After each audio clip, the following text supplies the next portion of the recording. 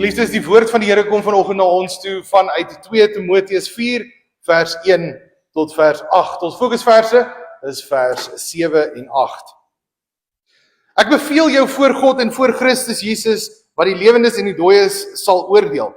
Ek beveel jou met die oog op sy koms en sy koningskap. Verkondig die woord. Hou daarmee vol tydig en ontydig. Weerlê en bestraf, bemoedig deur met alle geduld onderrig te gee. Want daar sal 'n tyd kom wanneer die mens die gesonde leer nie meer sal verdra nie. Hulle sal eie begeertes volg en vir die leermeesters bymekaar maak wat net sal sê wat hulle graag wil hoor. Hulle sal die waarheid nie wil hoor nie en hulle sal tot verdigsels wend. Maar bly jy in alle omstandighede nugter, verdra lyding deur met jou werk as verkondiger van die evangelie, voer al die pligte van jou bediening uit. Wat my betref, ek word alreeds as drankoffer uitgegiet. Die tyd van my dood is voor die deur. Ek het die goeie wedloop afgelê. Ek het die wenstreep bereik. Ek het gelowig end uit volgehou. Nou wag die oorwinningskroon vir my, die lewe by God. Op die dag wat hy weer kom, sal die Here, die regverdige regter, dit vir my gee. En nie net vir my nie, maar ook vir almal wat met verlange uitsien na sy koms. Ons fokusverse herhaal ek net vir ons weer, vers 7 en 8. Ek het die goeie wedloop afgelê, ek het die wenstreep bereik. Ek het gelowig end uit volgehou. Nou wag die oorwinningskroon vir my, die lewe by God. Op die dag dat hy weer kom, sal die Here, die regverdige regter, dit vir my gee. En nie net vir my nie, maar ook vir almal wat met verlange uitsien na sy koms.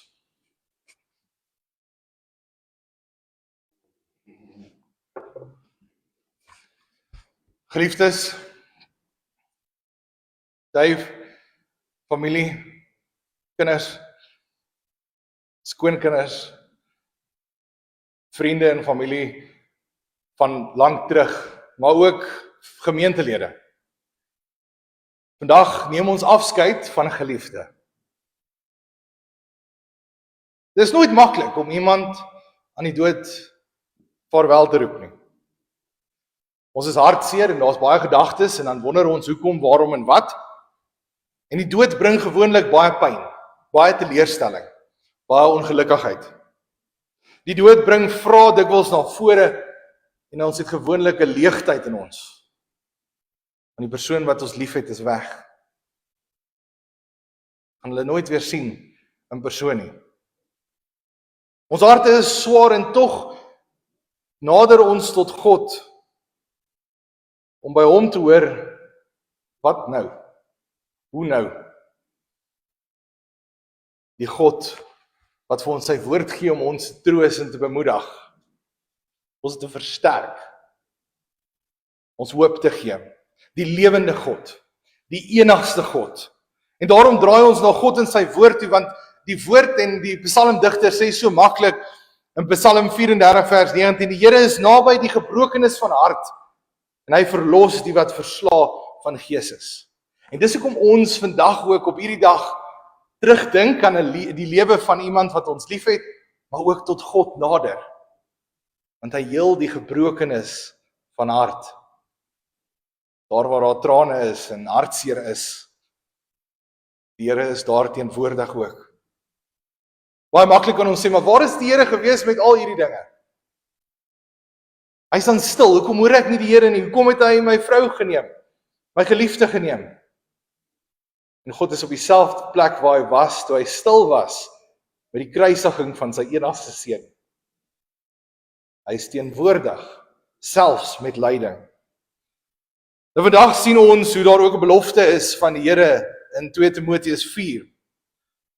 Sy woorde troos ons ook deur die geskrifte van Paulus, waar hy sê, ek het die goeie stryd gestry. Hy skryf en hy sê, die goeie stryd wat hy gestry het, is iets wat nie net vir 'n korte duur was nie. Dit was sy hele lewe lank. Paulus weet dat hy is op die einde van sy lewe en hy het vrede ook daarmee. Die van julle wat onlangs en op die laaste dele met Anne Marie te doen gehad het, sou geweet het Sy het ook vrede wat 'n mens nie kan verstaan nie. 'n Vrede wat verstand te bowe gaan. 'n Vrede wat gegee word van die enigste God, lewende God. Die God van Abraham, Isak en Jakob. Die verbondsgod van die Ou Testament. Die lewende God van die Nuwe Testament. Ons God. Die enigste Here. Die Here wat bekend staan as die Vader, die Seun en die Heilige Gees. Die een wat sy eie seun gestuur het vir my en jou. Ook vir Annemarie. Vir elkeen wat in hom glo en tot hom nader. Dis die tipe vrede waarmee Paulus ook hierdie brief geskryf het. En hy sê dat sy lewe tot einde kom. En Paulus weet dat sy tyd op aarde min is. Maar geliefdes, hy het uitgesien ook om by die Here te wees. Want elke gelowige wat daadwerklik in verhouding tot God regtig waar hom aanbid en vreugde vind in God, is ook opgewonde om uiteindelik na die Here toe te gaan. Ja, dit is moeilik, want ons is nog steeds lief vir die mense wat agterbly. Maar hoe bly is ons nie wanneer ons uiteindelik ook tuis kan wees in die huis van die Here tot in lengte van dae. En daarom skryf Paulus hierdie woorde as 'n afskeidsbrief. En hy getuig in vers 7 en hy sê, ek het die goeie stryd gestry, ek het die wedloop voltooi, ek het die geloof behou. Daar's 3 belangrike punte wat ons hier sien. Eerstens, die goeie stryd gestry, die wedloop voltooi en die geloof behou. Hierdie woorde is 'n kragtige betekenis en betekenisvol vir ons wat ook agterbly. Want ons wedloop is nog nie afgehandel nie. Ons is nog nie voltooi nie. Ons moet aktief betrokke wees ook in die hardloop, in die wedloop wat daar is. En wanneer ons dink aan die woorde wat Paulus hier gebruik hy die woord stryd. Wanneer ons praat van stryd, dan dink ons dadelik aan stryd, iemand wat worstel met iets. Ons dink aan inspanning, deursettingsvermoë, deelname in 'n amper geveg. So Paulus sê hiermee dat in die lewe met al sy teenstand en al sy uitdagings, al sy versoekings en beproewings, het hy alles ingesit met inspanning en deursettingsvermoë volhard en hy het geveg. Paulus sê nie dat hy bloot net geveg het nie, maar hy het die goeie stryd gestry. Nie net enige stryd nie, die goeie stryd. Die goeie stryd het hy gestry. Nie vir homself nie, nie vir sy eie eer nie omdat hy wil hê mense moet dink hy is oulik nie, hy het dit gedoen vir God, die lewende God. Paulus het geveg teen versoekings, sonde, die wêreldse invloede, en dis iets waarteen ons, ek en jy ook vandag nog veg.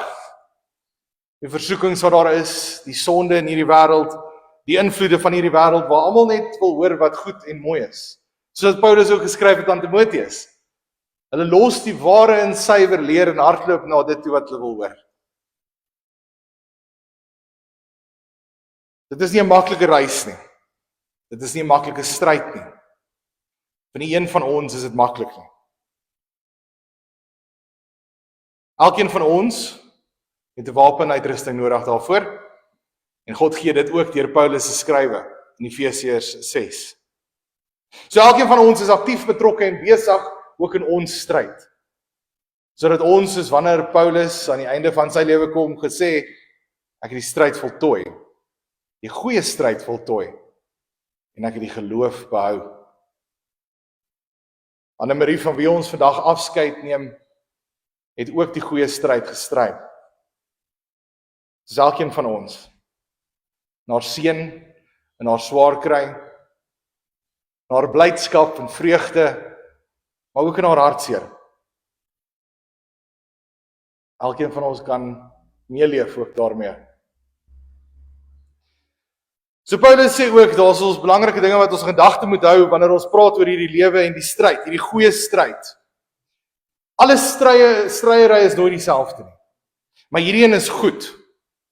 Nie as gevolg van eie gewin nie as gevolg van my eie koningskap op aarde of my eie plekkie op aarde wat ek probeer verdedig nie, maar dit gaan oor die goeie van God. om uiteindelik dit wat die Here vir ons geopenbaar het deur sy goeie woord uit te leef ook in ons lewe, doelgerig aktief, sodat ons die goeie stryd kan stry. Deursettingsvermoë kan hê in die swaar, maar ook in die blydskap, tussen die trane van verlies en die blydskap van nuwe lewe wat daar is. Dit is 'n stryd waarin God, die Vader, self vir ons die krag gee om te volhard. Want ek en jy sal dit nie kan alleen doen nie. Ons sal nie in hierdie wêreld gevul met al hierdie sonde en al hierdie invloede alleenstaande kan bly nie. So God die Vader gee die Heilige Gees om ons te versterk en die krag vir ons te gee om uiteindelik die goeie wedloop te hardloop. Die vraag wat oorbly vir my en jou vandag is, hoe gaan ons stryd aanpak? By die oomblik wanneer ons by 'n begrafnis is en ons neem afskeid van 'n geliefde, ja, dan huil ons treur oor die geliefde wat nie meer daar is nie. Maar ook enige begrafnis en enige plek waar ons afskeid neem van 'n geliefde aan die dood, word ons teruggeroep tot die realiteit. En dan word ons gevra, maar hoe hardloop ons in hierdie stryd? In hierdie goeie stryd. In hierdie goeie stryd waar ons die Here se wil moet uitleef aan ander, duidelik sigbaar maak aan ander. Die gesonde leer waarvan ons sien Paulus teenoor Timoteus skryf. Hoe doen ons dit?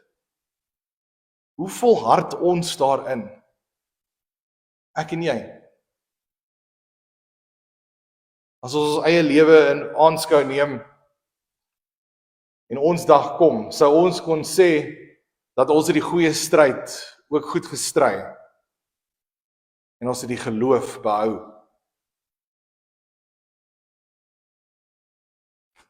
Christus, met enige stryery kan iets gebeur, soos of ons beweeg nader aan mekaar of ons beweeg verder uit mekaar uit. En die goeie stryd het ten doel om ons nader aan die Here te bring en sy liefde en sy wil ook uit te straal. Soos dit ons ook kan getuig van die lewe van Annemarie. As sy doelgerig die Here se wil opgesoek het, doelgerig dit uitgeleef het. En geliefdes om haar kan daarvan getuig. Hoe doen ek en jy dit dan?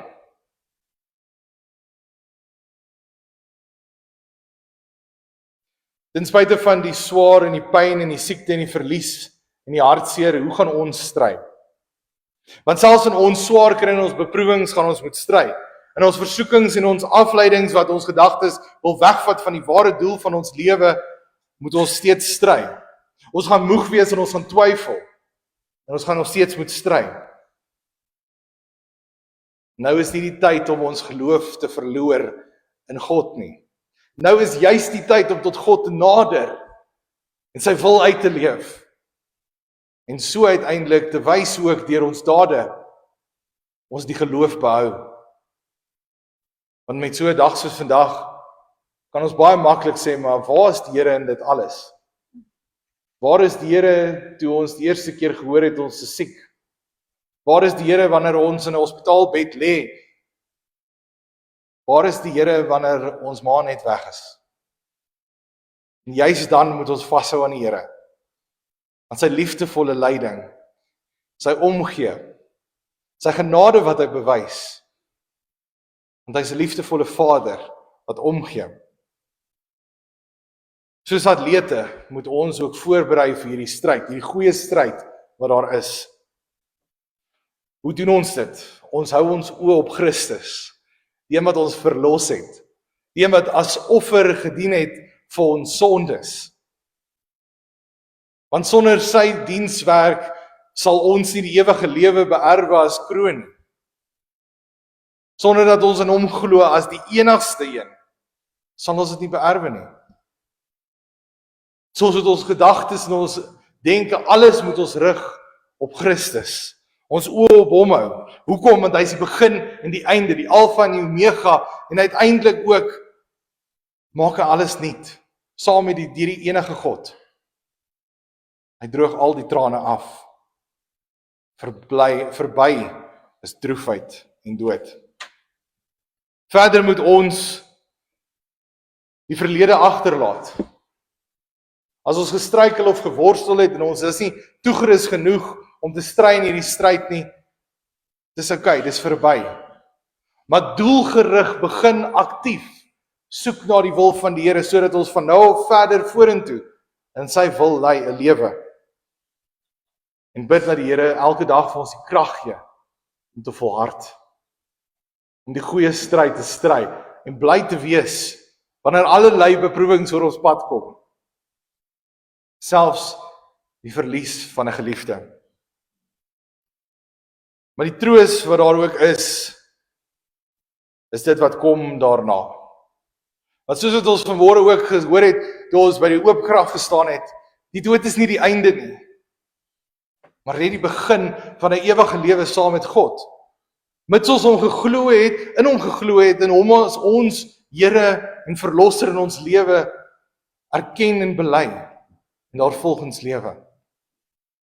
Die dood is nie die eindbestemming nie, maar alleenlik 'n deur om tot God te gaan, by hom te wees en in sy teenwoordigheid te lewe. Vir ons wat agterbly, gaan ons getrou bly aan ons Hemelse Vader, aan die Koning, ons Redder, ons Verlosser.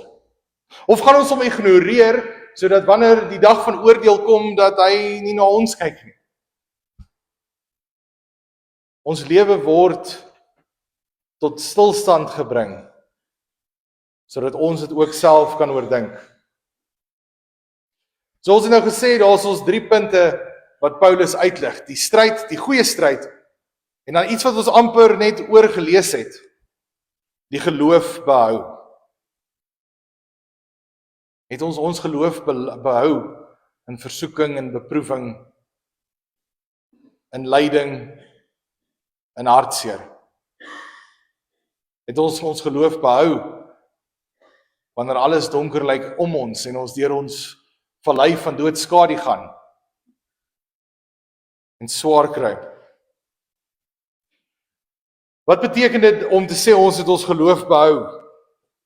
Ons het ons geloof behou en volle vertroue gehad op God, in God, wanneer 'n diagnose gemaak word. Ons het ons geloof gehou wanneer 'n operasie plaasgevind het. Steeds het ons vertrou op God. Ons het ons geloof behou selfs tot aan die einde toe. En die van ons wat gesprekke met Anne-Marie gehad het, sal weet, sy het haar geloof ook behou. Sterk tot aan die einde toe. Ons sien dikwels mense wat in moeilike tye is, die Here verlaat, en tye is soos die, wanneer ons iemand verloor waarvoor ons regtig lief het. Maar God het dit toegelaat. Nee, dis deel van die goeie stryd. Sy wil is perfek en volmaak, volkome. Daarom moet ons sy wil soek in dit alles. En wanneer ons nie weet wat sy wil is nie, dan moet ons ook bid vir die Heilige Gees, sodat ons kan onderskei tussen wat in hierdie wêreld aangaan, waarheen ons gelei word, mislei word, onder die valse indrukke is, beïnvloed word, en God se perfekte wil. Want ons wil iets, maar dalk is God se wil iets anders. Want ons wil hê, sy moet saam met ons steeds kan bly wees en opgewonde wees, saam met ons kan fees vier, saam met ons nog verjaarsdag kan hê, nog Kersfeeste kan hê. Maar God se wil lyk anders. En ons verstaan nie altyd God se wil nie. Maar laat God se wil geskied. En laat hy bid ook dat hy ons lei. Om soos wat Dawid sê, nie onsself besig te hou met allerlei dinge bo wat ons verstaan nie, maar dat ons hom sal volg. Want hy weet van beter. Hy is die Vader, alomteenwoordig, liefdevol genadig. Maar daar is ook 'n belofte wat ons hier sien in 2 Timoteus 4 vers 8, waar hy sê, verder is daar vir my die kroon van geregtigheid, wat die Here, die geregtige, verregverdige regter, op daardie dag aan my sal gee. En nie net aan my nie, maar ook aan almal wat sy verskyning liefhet en daarvoor afwagting. So as ons ook in die afwagting lewe tot God se koms en ten spyte van alles steeds in ons geloof volhard en staande bly, in Christus glo, deur hom tot die Vader nader en die leiding van die Heilige Gees volg, kan ons ook uitsien na wat Paulus uitgesien het. Atlete hardloop en hulle kry 'n medalje. Olympiese spele vind plaas en daar's 'n goue medalje. Ja, 'n paar rand werd en dit so 'n bietjie goud. Maar wat ons as gelowiges doen, is ons hardloop in die goeie wedloop, in die goeie stryd om die kroon van die lewe te kry by God, die ewige lewe. Want God is 'n regverdige regter. En hy sal deur alles sy wil laat geskied. Liefdes lewe daarom naby aan die Here. Ons moet daagliks tyd maak om sy wil te leer ken, sodat ons weet wat hy wil. Sodat ons daardeur getroos kan word, bemoedig kan word, vermaan kan word waar vermaaning nodig is. Maar ook dat ons hom volhartig en heelhartig kan vertrou. Die wedloop is nog nie vir my en vir jou verby nie. Ons weet nie hoe lank is die wedloop nog nie. Vir van ons mag dit nog 50 jaar wees, 80 jaar wees, dalk 2 jaar. Ons weet nie. Maar ons moet nog steeds volhard. En daarom lewe in die verhouding met God en Christus gelei deur die Heilige Gees. Sodat wanneer ons tyd kom, dan kan ons ook sê dat ek die goeie stryd gestry, ek het die wedloop voltooi, ek het die geloof behou, ten spyte van dit alles. En mag ons ook op daardie dag die stem van die Here hoor, wat sê, welgedaan goeie en getroue diensknegt, gaan in die vreugde van die Here, jou God. Amen.